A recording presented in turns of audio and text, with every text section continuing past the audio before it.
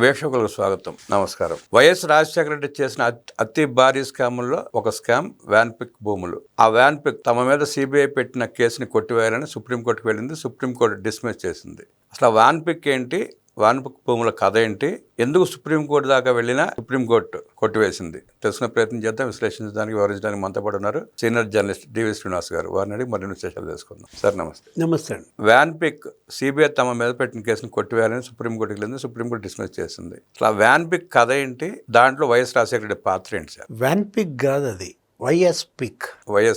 అది వ్యాన్పిక్ కాదు, జగన్ పిక్. అంటే క్విడ్ ప్రోకో. ఈ జగన్ పై ఉన్నటువంటి ఆ 11 సిబిఐ కేసుల్లో ఇది కేసు నెంబర్ 4. ఇది ఇప్పుడు ఓడరేవు, నిజాంపట్నం ఇండస్ట్రియల్ డెవలప్మెంట్ కారిడార్ అని చెప్పి పెట్టి ఓడరేవులు నిర్మిస్తాం, పరిశ్రమలు తెస్తామని ఆ ప్రకాశం జిల్లాలో, అక్కడ గుంటూరు, మొత్తం ఆ నిజాంపట్నం ఆ ఏరియాలో 28,000 ఎకరాలు.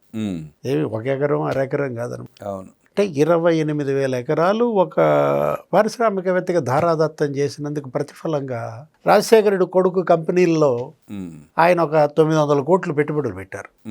నిమ్మగడ్డ ప్రసాద్. ఇది ఇప్పుడు అదే సాక్షి, ఇప్పుడు ఆ పత్రిక, ఆ ఛానల్, ఆ జగతి పబ్లికేషన్స్, ఇందిరా టెలివిజన్, వాటి ఓనర్ జగన్మోహన్ రెడ్డో లేకపోతే భారతి మేడమో కాదు, నిమ్మగడ్డ ప్రసాద్.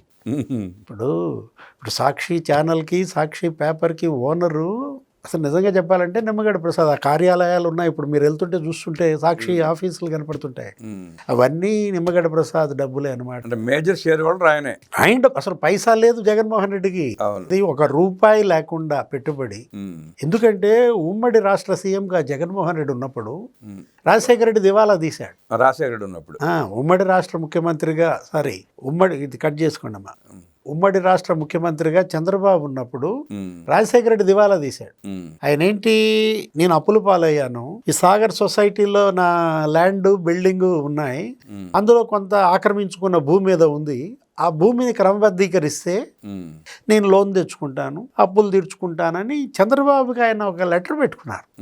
తర్వాత మొన్న చంద్రబాబు సీఎం అయినాక 2014-19లో ఆ లెటర్ కోసం పయ్యావుల కేసే వెతికిచ్చాడు, దొరకలా. అంటే మిస్, అంటే దాన్ని కూడా మిస్ చేసినటువంటి రాజశేఖర రెడ్డి, జగన్మోహన్ రెడ్డి. ఇప్పుడు ఈ కేసు ఉంది, ఏది ఇప్పుడు వ్యాన్పిక్ కేసు. దీంట్లో దగ్గర ఒక 13 మంది ఉంటారు నిందితులు. A1 జగన్మోహన్ రెడ్డి, A2 విజయసాయి రెడ్డి, ఇక ఆ 2 వాళ్ళ పేటెంటే కదా. A3 నిమ్మగడ్డ ప్రసాద్, A4 మరి మోపిదేవి వెంకటరమణ, మంత్రి, బీసీ, రేపల్లె. ఆయన చేసిన పాపం ఏంటంటే ఈ కుటుంబాన్ని నమ్ముకోవటం, జైలు. ఇది మోపిదేవి వెంకటరమణరావు కూడా మనం చూసాం. అసలు గమ్మత్ ఏంటో చెప్పిన రామబ్రహ్మం గారు ఎయిర్పోర్ట్లో సంతకాలు పెట్టించారు, ఆయనతో రన్వే మీద సంతకాలు పెట్టించారు.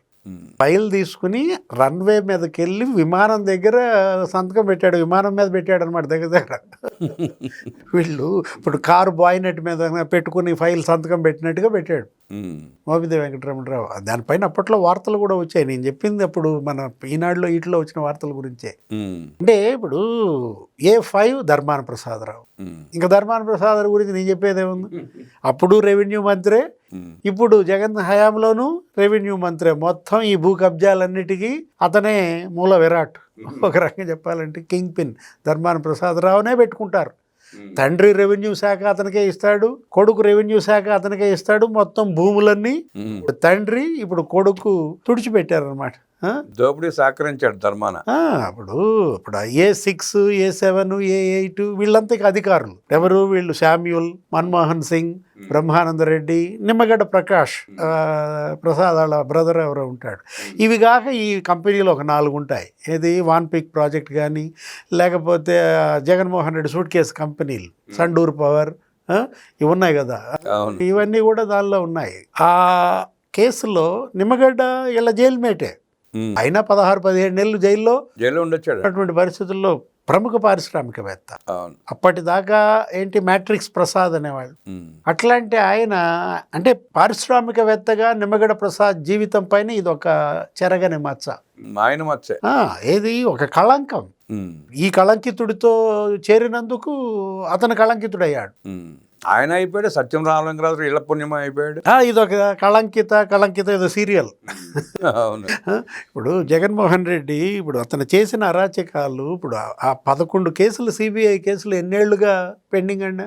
అవును. ఇప్పుడు 14 ఏడు అంటే 13-14 ఏళ్లుగా ఆ కేసులు తేల్చలేదంటే వాయిదాలకు కూడా అసలు ఇవ్వాలి వాళ్ళు. అంటే ఎలా? ఇప్పుడు ఇది కూడా మీకే ఒక క్లాసికల్ ఎగ్జాంపుల్ ఏంటి, తెలంగాణ హైకోర్టుకి వెళ్ళారు వాన్పిక్ వాళ్ళు. ఏమని, దీనిలో నుంచి మమ్మల్ని డిస్మిస్ చేయండి, మాకు సంబంధం లేదన్నట్టుగా తప్పించుకోవాలని చూశారు. హైకోర్టు బిగిచ్చింది, వీళ్ళ పిటిషన్ డిస్మిస్ చేస్తే మళ్ళీ సుప్రీంకోర్టుకి వెళ్ళారు. ఇప్పుడు అదే ఈరోజు అనమాట, సుప్రీంకోర్టు దాన్ని కూడా డిస్మిస్ చేసేసింది. దీంట్లో అంటే ఎన్ని పిటిషన్లు వేశారు, ఎంతమందితో ఈ డ్రాగాన్ నడుస్తోంది. 136 డిశ్చార్జ్ పిటిషన్లు అండి వ్యాన్పిక్లో కూడా. మొత్తం జగన్మోహన్ రెడ్డి చరిత్ర ఈ 11 ఛార్జ్ షీట్లు, ఈ 11 కేసులు, ఆ ఈడీ 9 కేసుల్లో 136 డిశ్చార్జ్ పిటిషన్లు వేసి 14 ఏళ్లుగా అతను బెయిల్పై ఉన్నాడంటే ఆయన ఎవరు, రిటైర్డ్ డీజీపీ పంజాబ్ ప్రకాష్ సింగ్ మొన్న ఒక ట్వీట్ చేశాడు. ఏమని, అసలు 13 ఏళ్లుగా బెయిల్పై ఆర్థిక నేరస్తుడు ఎలా ఉంటాడు అని. ఇప్పుడు ఆ సిబిఐ డైరెక్టర్ నాగేశ్వరరావు కూడా చేశాడు. ఎందుకు సిపిఐ నారాయణ ఎన్ని మాట్లాడాడు. అవును. అంటే ఇది నిమ్మగడ్డ ప్రసాద్ మీద మాయన మచ్చ కాదు, ఇది భారత న్యాయ వ్యవస్థ మీదే మాయన మచ్చ. ఇప్పుడు ఈ ప్రసాద్ జార్జియాలోనో ఎక్కడో పట్టుబడ్డాడు. అవును. జార్జియాలో పట్టుకుంటే ఆయన ఏదో జైల్లో పెట్టారు. జైల్లో పెడితే ఆయన విడిపించడం కోసం జగన్మోహన్ రెడ్డి మొత్తం 33 మంది ఎంపీలని పెరేడ్ చేయించాడు. ప్రధాని మోడీ మీద ఒత్తిడి చేశాడు. ఏదో మొత్తానికి బయటపడ్డట్టున్నాడు. ఒకటి ఇక్కడ నిమ్మగడ్డ ప్రసాద్ లేకపోతే జగన్మోహన్ రెడ్డి, ఇక్కడ వ్యక్తులు అప్రస్తుతం, వ్యవస్థ ఇవాళ ప్రజల దృష్టిలో దోషిగా మారింది. అవును. ఇప్పుడు జగన్ A1 కాదు, ఇప్పుడు ఈ డ్రాగాన్ ఏది 13 ఏళ్ల ఈ తాత్సారాన్ని తీసుకుంటే A1 ఎవరు, న్యాయ వ్యవస్థ A1 అవుద్ది. అవును. దర్యాప్తు సంస్థలే A2 అవుతాయి. ఎంత దురదృష్టం అండి, ఎంత విషాదం అండి. అంటే ఒక ఆర్థిక నేరస్తుడు చెడు కూడా ఆడుతున్నాడు, కబడ్డీ ఆడుతున్నాడు అనమాట ఒక రకంగా చెప్పాలంటే. ఇవాళకి చాలా మంది రైతులకు ఇంకా సాయంత్రం డబ్బులు కూడా ఇవ్వలేదని, కంప్లీట్ చేయలేదా అంట. ఇక్కడ ప్రకాశం జిల్లాలో మొత్తం ఆ నాగులుప్పాడు మండలాలన్నిటిల్లో కూడా 100 గ్రామాలు. అంటే ఏంటి, ఇప్పుడు అటు పరిశ్రమ పెట్టలేదు, ఇటు అభివృద్ధి లేదు. అక్కడ పరిశ్రమ పెడితే ఆ రైతు ఆ భూమి ఇచ్చినందుకు ఉద్యోగం అన్న వచ్చేది. అవును. అంటే రెండిందాల చెడ్డ రేవడులు అయ్యారు. అటు భూమిని కోల్పోయి ఇటు ఆ భూములు సాగు చేసుకోలేక డబ్బులు రాక శాంతం.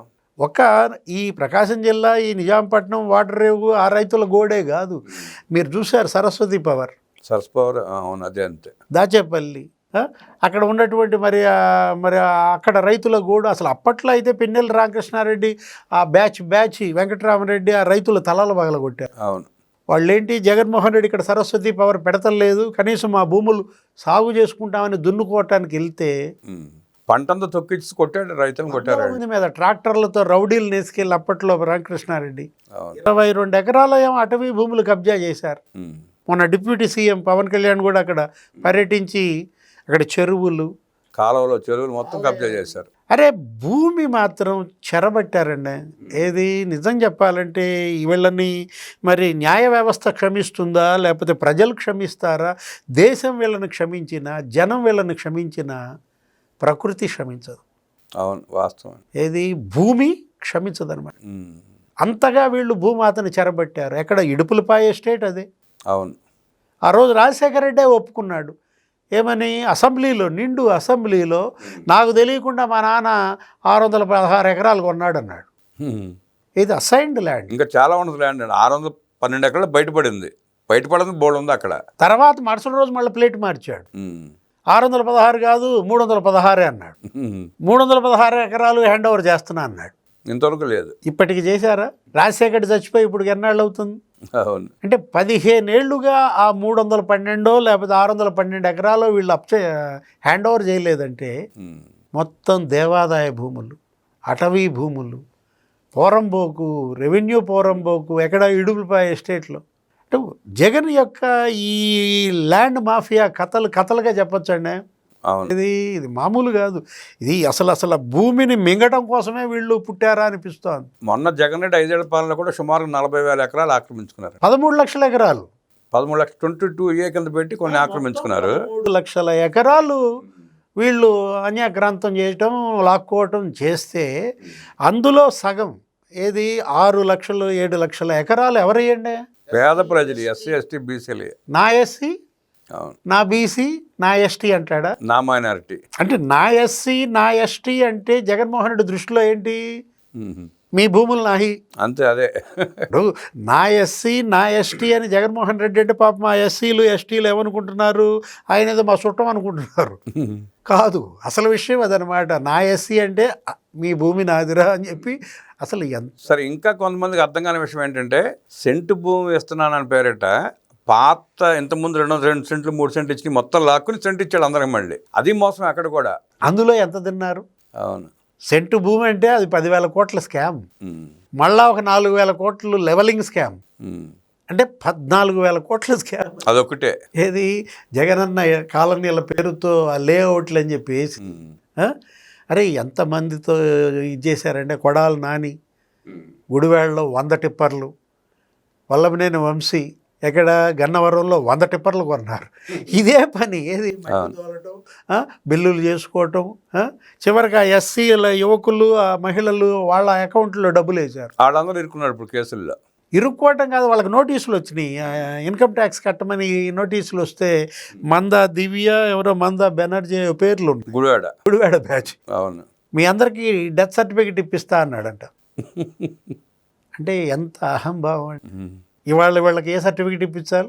వీళ్ళకి వాళ్ళు ఇప్పుడు డెత్ సర్టిఫికేట్లు ఆ పార్టీకి ప్రజలు ఇచ్చేశారు డెత్ సర్టిఫికేట్. ఇక ఏది అంటే ఒకటి, అసలు పరిపాలనకి ఇతను యోగ్యుడా? ఒక పాలకుడిగా ఇతన్ని ప్రజలు గుర్తించవచ్చా? అది తెలుసుకోవాలి. దానిపైన చర్చ జరగాలి. ఎంతమంది పారిశ్రామికవేత్తలు ఉసురు పోసుకున్నాడండి? ఎంతమంది పారిశ్రామికవేత్తలని బ్లాక్మెయిల్ చేశాడు, బెదిరించాడు. ఇప్పుడు ప్రసాద్ స్టోరీ ఒకటి, నిమ్మగడ్డ ప్రసాద్ది. ఇంకా చాలా ఉన్నాయండి. పొంకాను పోగాలు ఎట్టండి. అరే గల్లా జయదేవ్, గల్లా రామచంద్ర నాయుడు ఆ కుటుంబాన్ని ఎంత వేధించారండి. అవును, చివరికి వాళ్ళు పాపం ఏంటి, ఎక్కడో అమెరికాలో ఉన్నాళ్ళు, నా ప్రాంత ప్రజలకు నేను ఉపాధి కల్పించాలని గల్లా రామచంద్ర నాయుడు అమర్ రాజా ఇక్కడ పెడితే ఆ భూములు లాక్కోవాలి. అంటే వాళ్ళ నాన్నిచ్చిన భూములు కూడా ఇతను లాక్కున్నాడు. వాళ్ళు అక్కడ ఉండలేక ఇక్కడ పెట్టుకున్నారు. ఇక్కడ కేటీఆర్ ఇక్కడ లాక్కున్నాడు 10,000 కోట్లు బ్రహ్మాండంగా. అవును, మహబూబ్ నగర్లో. అవును, అంటే పారిశ్రామికవేత్తలని జైళ్ళకు పంపాడు, పారిశ్రామికవేత్తల యొక్క భూములు లాక్కున్నాడు.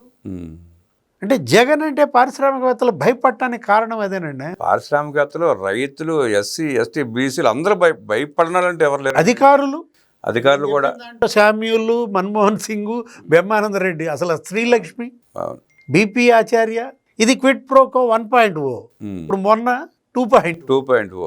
ఎంతమంది ఆఫీసర్లు, ఐఏఎస్లు, ఐపీఎస్లు, ధనుంజయ రెడ్డి, లేకపోతే కృష్ణమోహన్ రెడ్డి, అతనెవరు పిఎస్ఆర్ ఆంజనేయులు.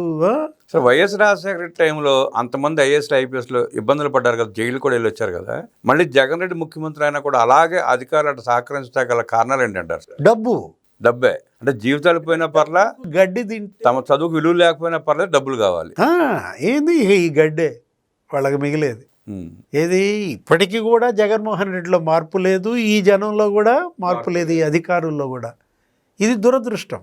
వాళ్ళు ఏంటి, ఒకటి మనం అంటోంది, కళ్ళ ముందు మీకు కనపడుతుంది సినిమా, కళ్ళ ముందు మీకు ఈ నష్టపోయిన జనం ఉన్నారు, కొల్లగొట్టినటువంటి సంపద ఉంది, ఇవాళ మొత్తం భూములు ఉన్నాయి, గనులు ఉన్నాయి మీ కళ్ళ ముందు. ఇప్పుడు మీకు కనపడుతుంది కదా నకిలీ మద్యం.